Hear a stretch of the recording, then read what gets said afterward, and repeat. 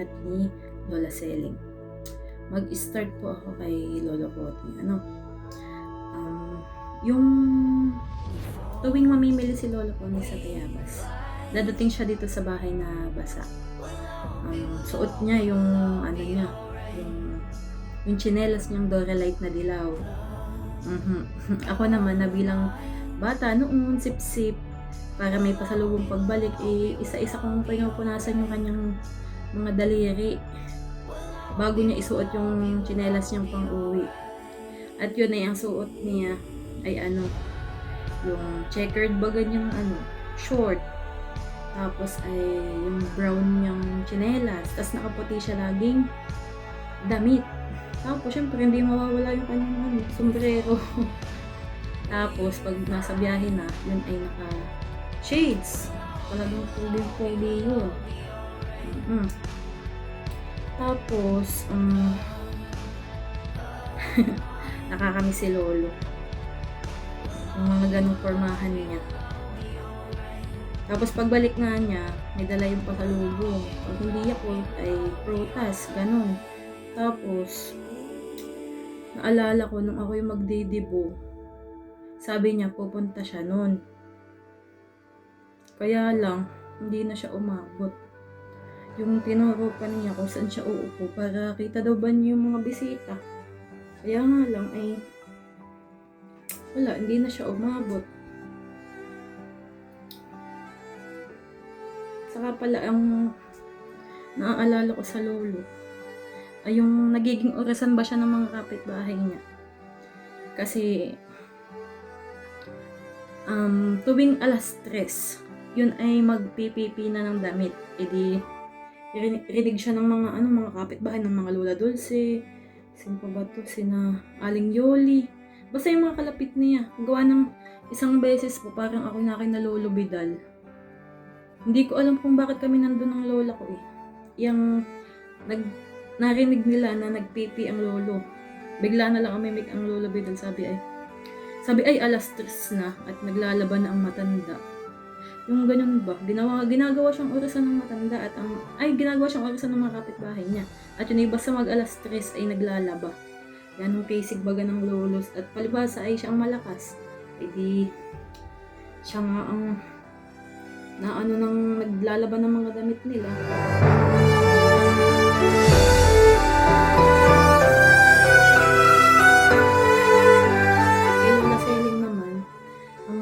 Ko sa kanya ay yung mga niluluto niyang mga matatamis.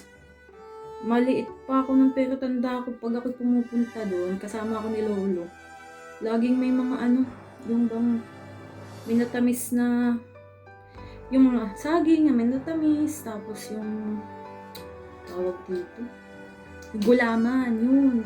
Yung akong may napagalitan pa noon at sabi nga daw ay hindi pa daw nakain, ay inuupakan ko na agad yung minatamis. Tapos may isang nakaka-touch na ginawa sa akin ang lola. Yun ay nung nasa Tayabas na siya. Tawag dito, mahina na siya nun nung nasa Tayabas na. Ang tawag niya sa akin ay Yaga. Nagpunta ako doon. Yun ay may tago-tagong bag na kulay pink. Ang sabi niya, ayun daw ay kanyang tago-tago, hindi daw niya binibigay sa iba at yun daw ay akin talaga.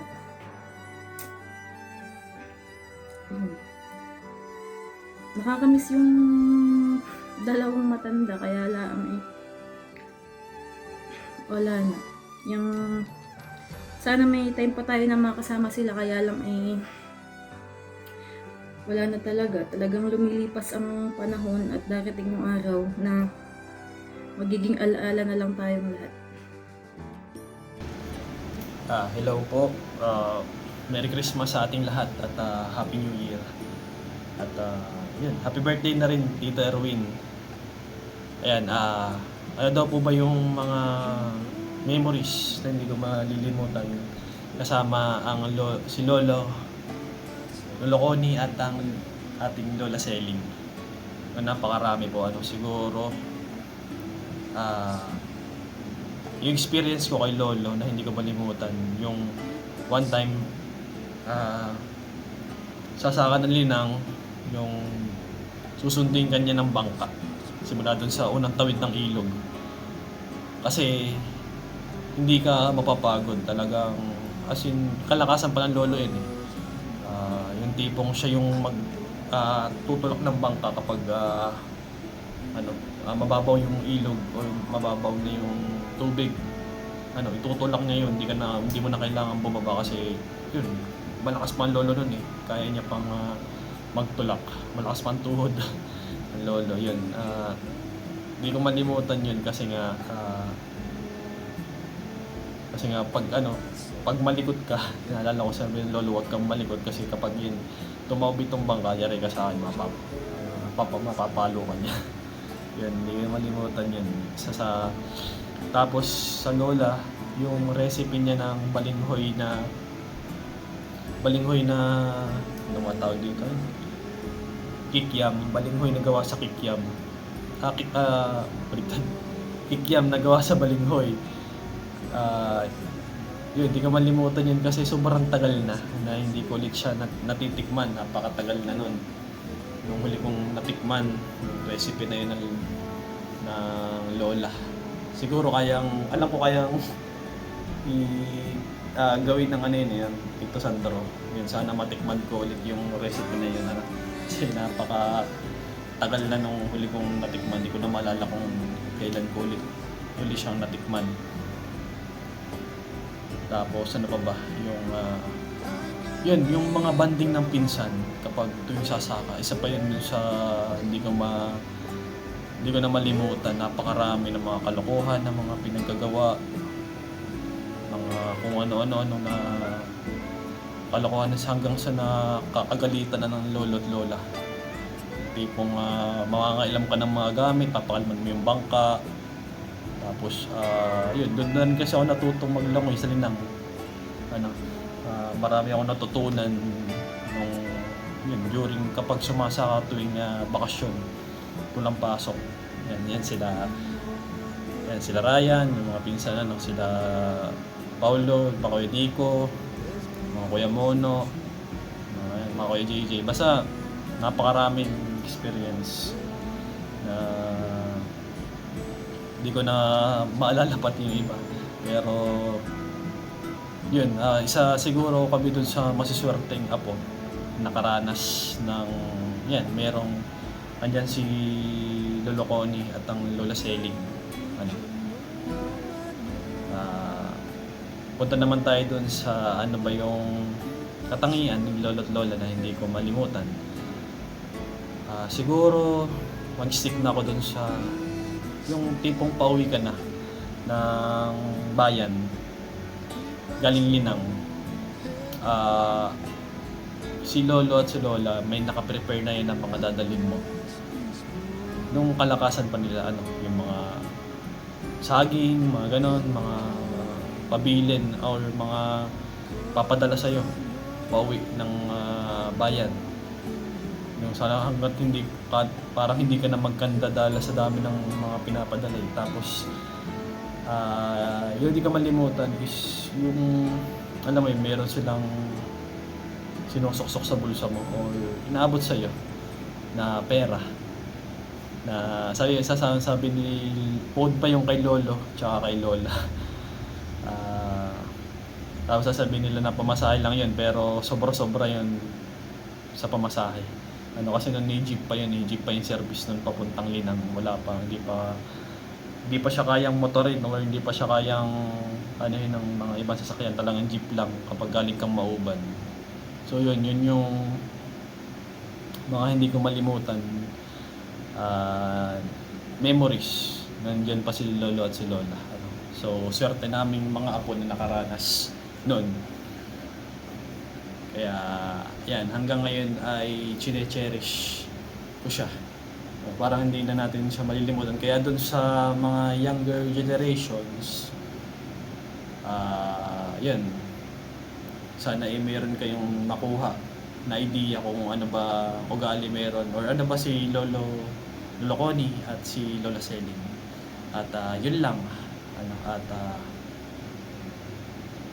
Merry Christmas again and Happy New Year po sa ating lahat. Si Lola Connie at saka si Lola Selling, medyo matagal ko din naman silang nakasama kasi dito ako lumaki, malapit sa kanila. Madalas din, nung mga bata pa kami, madalas kami pumunta sa bahay nila. Tapos, ang siguro yung mga memorable experiences ko with them is yung si Lola Selling. Mahilig siya magluto.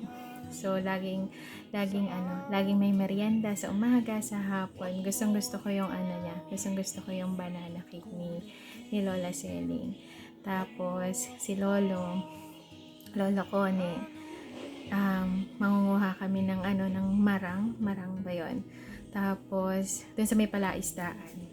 Tapos, bago kami manguha nung marang, napapadaan kami dun sa may palaisdaan. Nanonood pa ako ng mga isda doon kasi kita mo yung mga isda.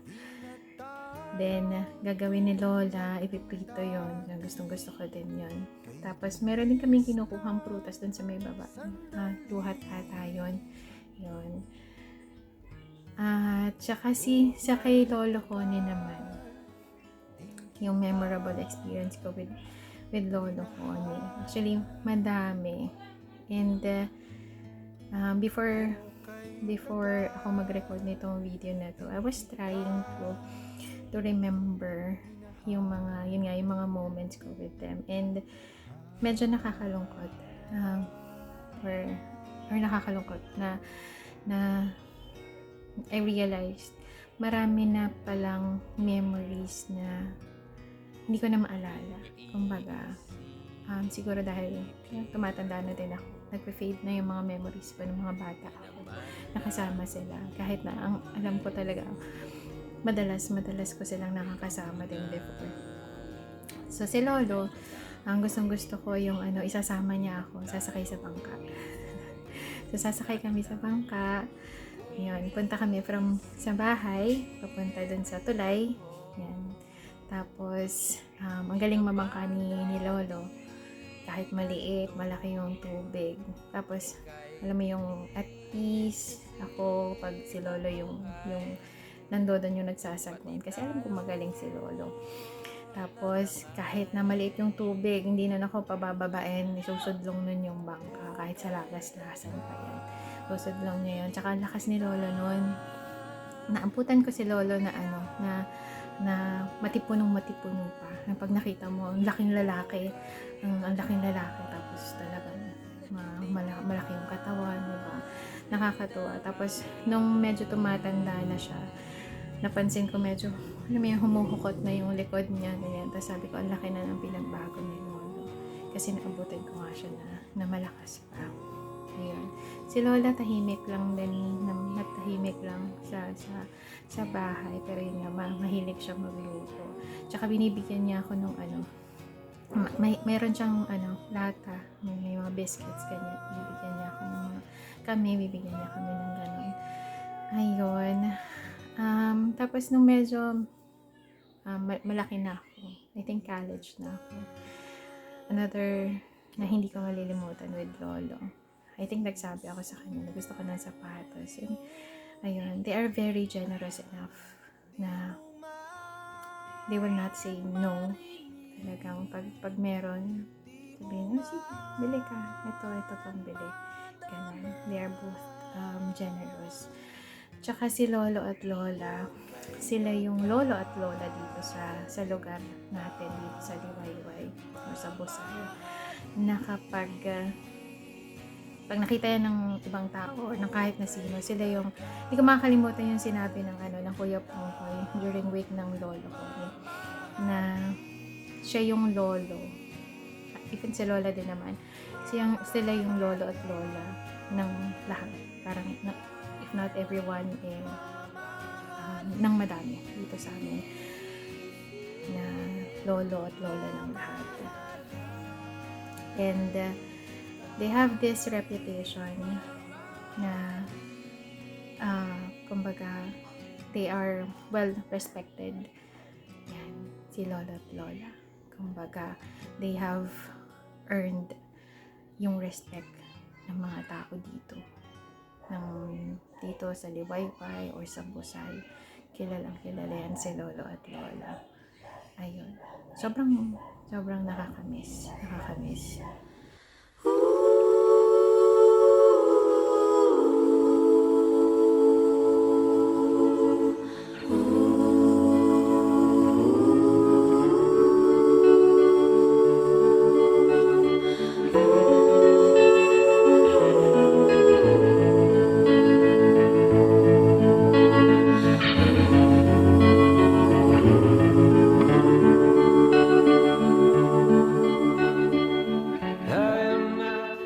Magandang araw po sa inyong lahat at Merry Christmas po, Banagan family. Pasensya po at alam niyo namang hindi ako pala harap sa camera. At alam niyo naman na ang mga ganitong mukha ay takot ma-discover. Bago po tayo magsimula, gusto ko munang magpasalamat kay Ate Hazel sa napakagandang idea niyang ito. Isang simpleng video pero puno ng kahulugan. Hindi lang para alalahanin kundi para ipakilala yung mga mahal natin sa buhay na yumao na. May mga tao talagang tahimik magmahal, yung hindi palaimik pero araw-araw tayong dinadala sa puso at dasal nila. Ganito po si Nanay Onok.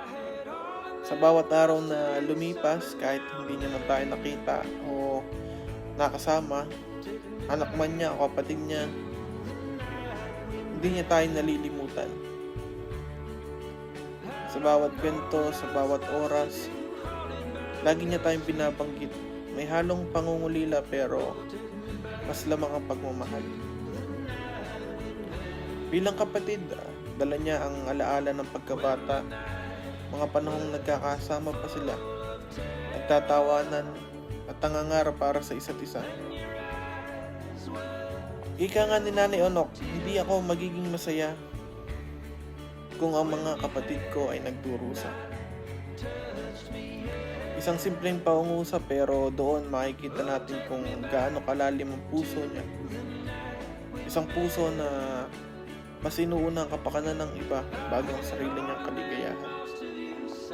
Bilang ina, walang araw na hindi niya inalala ang kanyang mga anak, kung okay ba sila, kung okay ba sila sa malayong lugar, kung may kumakalinga ba sa kanila, kaya ng gusto niyang gawin.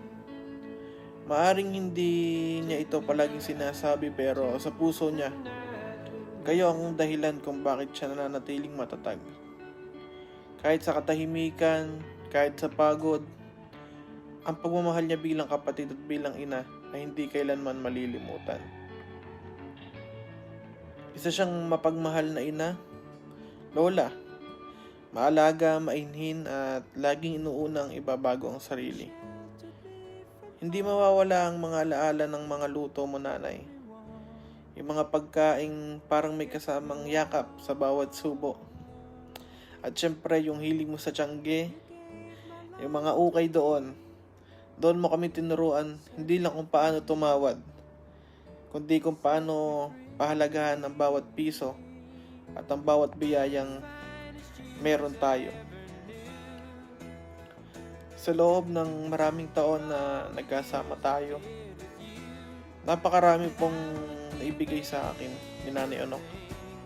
Hindi lang po sa kaalaman sa pagluluto o sa pagtawad, kundi yung pong mga aral sa buhay, ang pagiging matyaga, mapagkumbaba, at mapagmahal kahit sa mga panahong tayo ay nahihirapan na.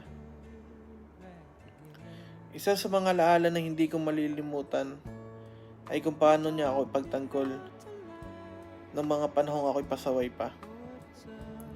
Kapag galit na yung mga mami at daddy ko, nandiyan ka para iparamdam sa akin na may kakampi ako. Sa bawat pagtatanggol mo, naramdaman ko po ang isang pagmamahal ng isang lola, kung paano niya ipaglaban ang apo niya. Sa mga sandaling iyon, pakaramdam ko na ligtas ako. Safe ako pagkasama ko siya. Ngayon na wala ka na sa aming piling, ramdam pa rin po namin ang iniwan mong bakas. Sa bawat lutong pagkain, sa bawat tawaran sa palengke, sa bawat tahimik na sandali sa bahay. Ikaw po ang naaalala namin. Masakit man na maaga kaming nangulila, pero mas nangingibabaw po ang pasalamat namin dahil pinalad kami na makasama ka at matuto mula sa iyo po. Kay Ino Katika, hindi man niya kayo naabutan dahil maaga po siya na maalam. Sigurado ako na kung ano yung pagmamahal na ipinakita niya sa amin, doble niya itong ibibigay sa inyo. Matagal na po niyang hinihintay na magkaroon ng abong babae. Isang hiling na matagal na rin niyang binabanggit, lalo na si Tatay Rico. Sabik na sabik sana niyang makita yung mga iyon. At ngayon po, kahit wala na siya sa ating piling, wala na sa aming piling, ang pagmamahal na iniwan niya ay nananatili na alaala. Yung bawat kwento at yung pagmamahal niya ay hindi namin malilimutan. Enjoy po, Banagan family, and tagayin na.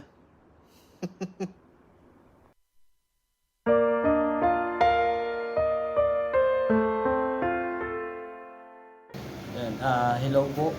Punta naman po tayo sa kay Tatay Connie, Marconi. Hindi sa nakakilala sa akin, ako yung panganay na anak ni Marconi po, or si Connie, madaling salita. Ano po ba yung ugali na hindi ko malilimutan sa tatay? Siguro po, yun, kapag ganitong may mga okasyon or may mga gatherings tayo, siguro ang hindi ko malilimutan sa tatay is yung kanyang pagiging jolly or makulit, maingay, masaya, palatawa, ganun. Talagang siya ay nakipag-socialize. Siya ay hindi mo siya mapapansin na upo lang sa isang tabi. Siya ay talagang iikot sa mga mesa, makikigulo, makikikamusta. Yun, siguro isa yun dun sa ugaling niya na hindi ko malimutan, na sa ngayon sinatry kong i-adapt kahit pa paano. Yun, siguro yung hindi ko magagawa yung mga ginagawa niya, yung mga sayaw-sayaw, ganyan, magpapakalasing, tapos nagawa ng mga eksena, Pero yun yung hindi ko malilimutan kapag yun, may mga ganitong okasyon, kasi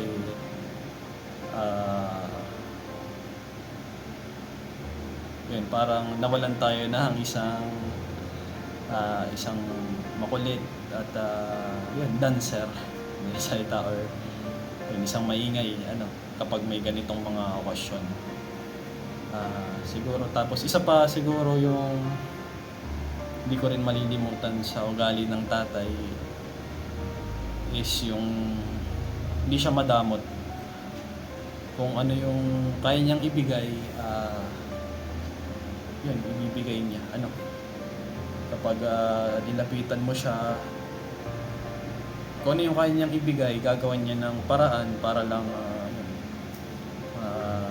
maano yung hinihingi mo. Kasi siguro napansin ko yun kapag yun, may mga taong lumalapit sa kanya, patago na siguro hindi ko din alam, pero siguro kayo na po yung nakakaalam sa sarili nyo kapag nilapitan nyo ang tatay, kung anong ugali meron siya kapag nalapitan mo siya, or pag may hiningi ka sa kanya, kung ano yung yun, yung kaya niyang ibigay, bibigay niya kung anong meron siya. So yun po yung ilan dun sa napakarami na memories na pwede kong i-share, pero i-limit ko lang po dun sa dalawang yun. Kasi ba may emotion tayo dito. Yun lang po, and again, Happy New Year po sa ating lahat, at advance Merry Christmas. Advance Happy New Year. And happy birthday rin po Tito Erwin. Lang po. Sana ay nabigay buhay na gusto mo, o sana ay nabigay buhay na gusto mo at ginawa ang kahit ano. Oh, oh. Sana ay nabigay buhay na gusto mo at ginawa ang